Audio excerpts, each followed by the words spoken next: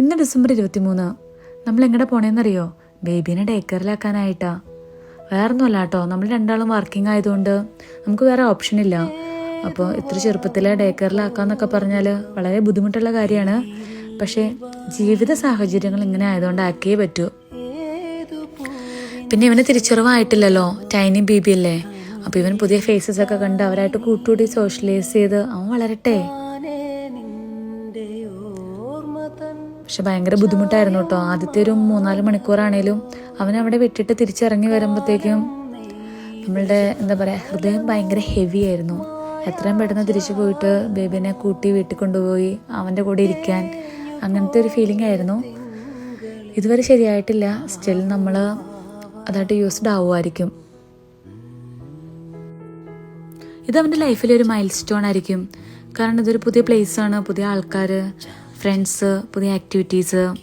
ഇപ്പം ഇതെല്ലാം കണ്ടാവും വളരട്ടെ. നമുക്കിവിടെ ഇങ്ങനെ ടൈമിംഗ് ഒന്നുമില്ല കേട്ടോ. അതായത് നമുക്ക് എപ്പോഴാണോ കൺവീനിയൻറ്റ് അപ്പോൾ കൊണ്ടാക്കിയാൽ മതി. ഡേ കെയറിൻ്റെ ടൈമിംഗ് എന്ന് പറഞ്ഞാൽ മോർണിംഗ് 6:30 to ഈവനിങ് 7 o'clock ആണ്.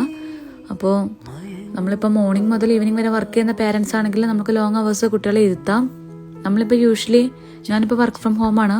അപ്പോൾ അതുകൊണ്ട് നമ്മളൊരു 2-3 hours ഇരുത്തിയിട്ട് ബേബിനെ തിരിച്ചെടുത്തിട്ട് വരും. അങ്ങനെയാണ് ചെയ്യുന്നത്. പിന്നെ ഡേ കെയറിൽ ഒരു ആപ്ലിക്കേഷൻ ഉണ്ട്. അപ്പോൾ അതിനകത്ത് ഇതിൻ്റെ കാര്യങ്ങളെല്ലാം മോണിറ്റർ ചെയ്യുന്നുണ്ടാവും. എത്ര ഔൺസ് പാൽ കുടിച്ചു, എത്ര നേരം ഉറങ്ങി, എത്ര പ്രാവശ്യം പീ ചെയ്തു, എത്ര വട്ടം നാപ്പി ചേഞ്ച് ചെയ്തു, എല്ലാ കാര്യങ്ങളും നമുക്ക് അപ്ഡേറ്റഡ് ആയിരിക്കും, അറിയാൻ പറ്റും.